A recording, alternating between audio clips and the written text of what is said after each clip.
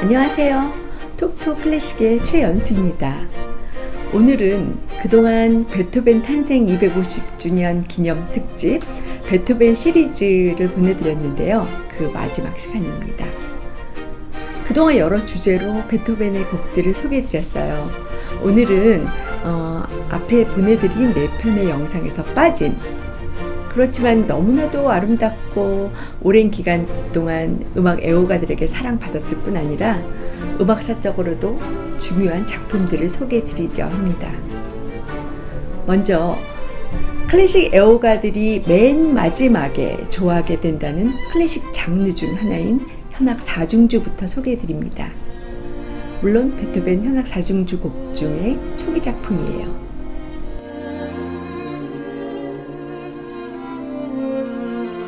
베토벤은 나이 30에 현악 4중주곡 작품 18에 6개 작품을 완성합니다. 이미 수많은 훌륭한 작품들을 작곡한 후였기 때문에 위대한 작곡가의 출현을 알리기라도 하듯이 베토벤은 하이든이 1799년에 오피 77의 4중주곡을 헌정한 로프코비츠 후작에게 이 곡을 헌정합니다. 이 곡은 베토벤의 4중주곡 오피 18의 6곡 중 제일 먼저 쓴 곡인데요. 멘데스존은 가장 베토벤스러운 현악 4중주곡이라고 한 곡입니다. 3번인데도 말이죠.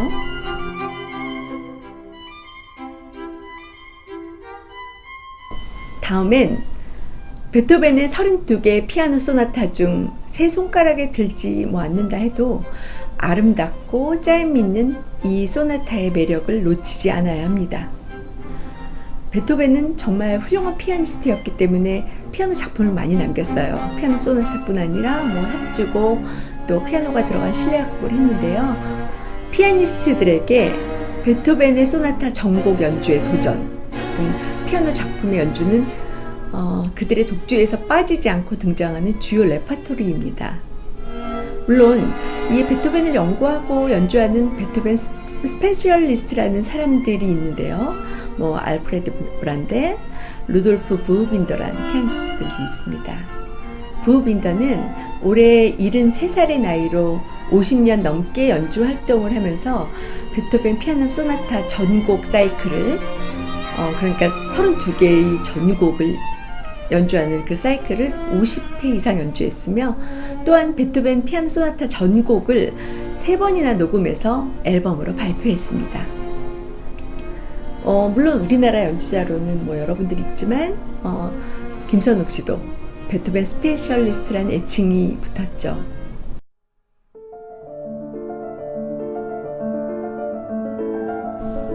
(1802년에) 쓰여진 이 템피스트 폭풍우란 이름이 붙은 베토벤의 피아노 소나타 17번째 소나타는요, 귓병으로 요양을 떠난 하일리겐트에서 암울하고 힘든 시기에 작곡한 곡입니다.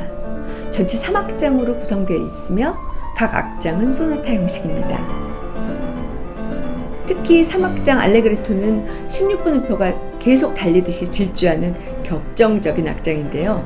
폭풍우라는 부제가 가장 잘 어울리는 곡으로 베토벤의 제자이며 또 여러분 다 잘 아시는 피아노 교습서를 쓴 카를 체르니는 이 곡은 마치 철갑 옷을 입은 한 영웅이 말을 타고 달리는 모습 같다라고 평했습니다.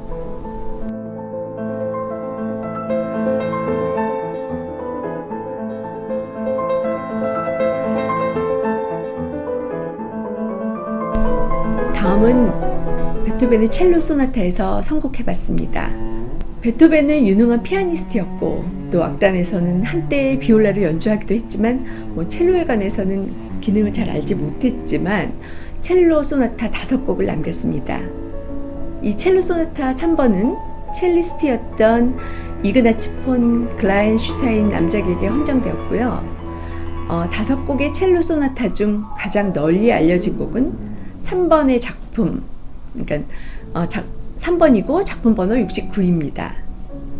피아노 3중주 작품 70과 합창 환상곡, 교향곡 5번, 6번과 같은 시기에 작곡된 이 곡은요, 듀포트 등 첼로의 거장과의 친분과 교류가 동기가 되어서 작곡되었고, 많은 첼로 연주자들에게 소나타 5곡들은 첼로의 신약 성서라고 불릴 만큼 사랑받는 곡들입니다.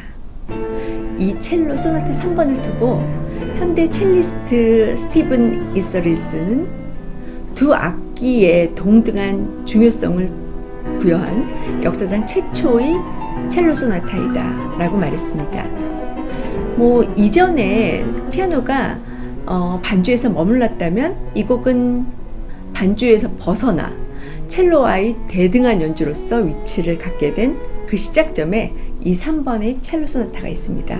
흔히들 바이올린 소나타, 첼로 소나타를 이야기할 때 피아노와 바이올린이든 첼로든 그 독주 악기군이 마치 경쟁하듯이 컴피티션 하는 것처럼 이렇게 기량과 음악성을 나눈다고 합니다. 그래서 어떤 혹자는 이번 소나타는 작곡한 사람 입장에서 어떤 악기가 승자일까라는 이야기를 하기도 하고요. 연주자에 따라서 누가 승자일까라고 내기를 거는 그런 분들도 있다고 해요. 그런 점에서 보시면서 감상하는 것도 좀 재밌을 것 같아요. 저는 이번 연주에 어떤 연주를 소개할까 고심하다가 고른 음반이요. 지난 6월 스위스 올베르그 교회에서 2020년 솔베르그 페스티벌 온라인 공연을 추천할까 합니다. 여러분도 알다시피 많은 페스티벌이 취소된 가운데 온라인으로 생중계된 이 연주에서 81년생 첼리스트 솔 가베타와 조성진의 듀엣 공연이 있었는데요. 성당의 모습도 너무 아름다웠지만 코로나로 답답한 연주에 관한 갈증을 단 한 번에 날려주었습니다. 세계인 모두를 집단 우울증에 만들어버린 장기화되는 전염병 시대에도 이런 선물 같은 연주 영상을 볼 수 있는 축복이 저희에게 내려졌습니다.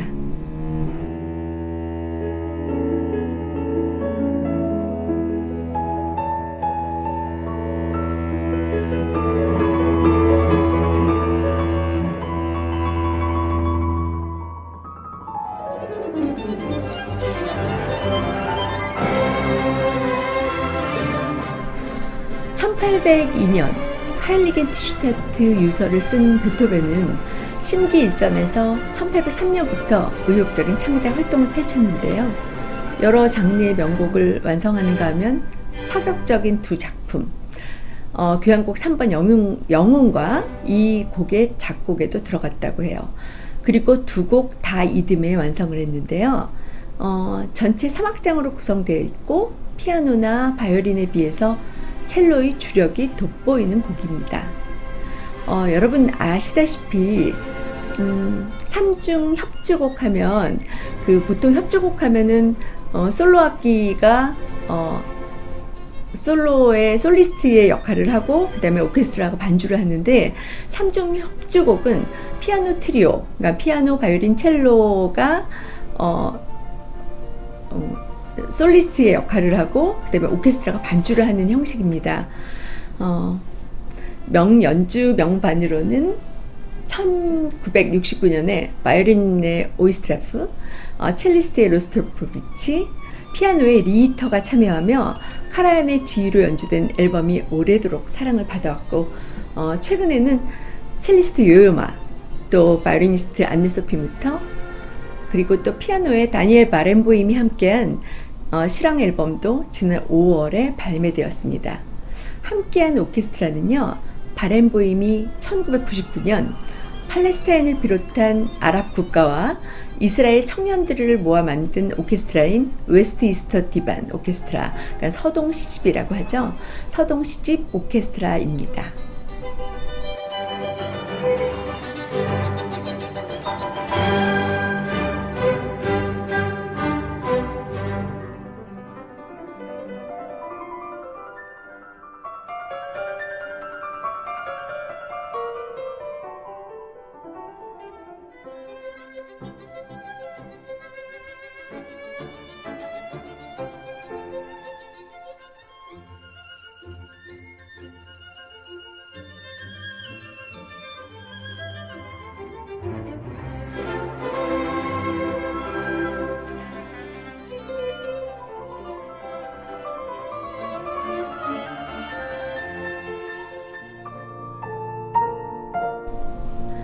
베토벤은 피아노 3중주 곡을 7곡을 썼습니다.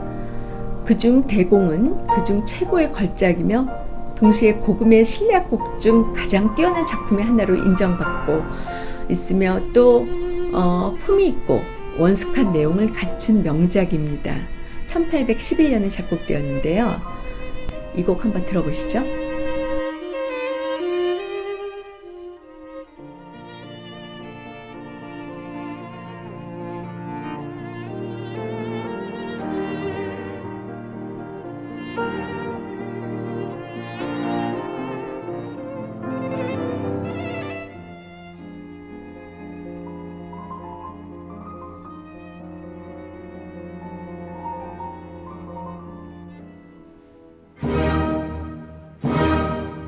베토벤의 9개 교향곡 정말 모두 훌륭하지만 실력 있고 유명한 연주자들이 뽑은 이 시대의 가장 위대한 교향곡은 무엇일까, 어떤 게 1위일까라고 이제 투표를 한 적이 있는데 1위로 선정된 곡이 베토벤이 작곡한 교향곡 3번 일명 영웅입니다.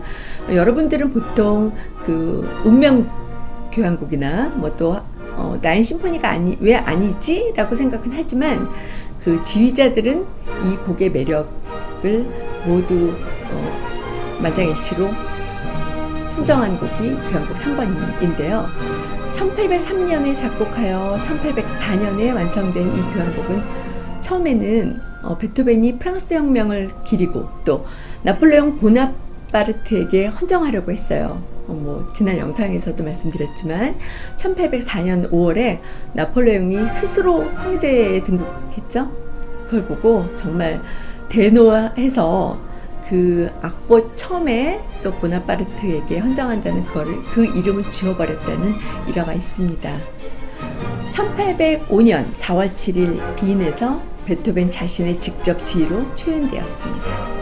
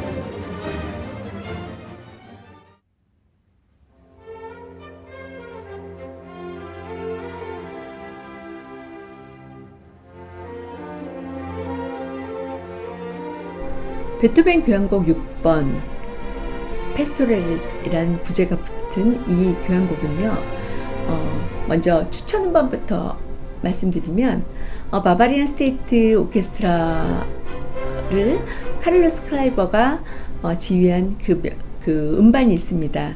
그 음반 한번 추천해드리고 싶은데요. 운명, 그러니까 교향곡 5번과는 대조적으로 정말 천진난만한 밝음이 가득하여 전원이라는 표제는 베토벤 자신이 붙였다고 해요. 당시 그는 그 악장에 각각 표제를 주어 내용을 설명하고 있는데요. 묘사라기보다는 감정의 표현을 이렇게 하라라는 표시인 것 같아요. 1808년 12월 22일 안데어 빈 극장에서 베토벤의 지휘 아래 교향곡 5번과 함께 초연을 했는데요. 베토벤의 곡들이 너무 격정적이라 여기는 사람들은 이 교향곡을 더 선호하는 경향이 있습니다. 다른 교향곡과 다르게 모두 5개의 악장으로 이루어져 있고요. 각 표제 아까 말씀드린 것처럼 각 악장마다 이런 느낌을 갖고 연주하라는 그 제시어가 있습니다. 그리고 또 그로 인해서 낭만주의의 시기를 여는 작품으로 종종 거론되기도 합니다. 5개의 악장도 교향곡에서 특이하지만 당시 악기 편성에 있어서도 이관 편성에, 그러니까 관악기가 2개씩 들어가는 이관 편성에 피콜로 또 트럼본이 더해진 것도 당시로서는 주목할 만한 일이었습니다. 오늘은 그중 1악장 전원에 도착해서 생긴 명랑한 감정의 눈뜸, 네, 알레그로 마누 트로포 4분의 2박자이고 소나타 형식입니다.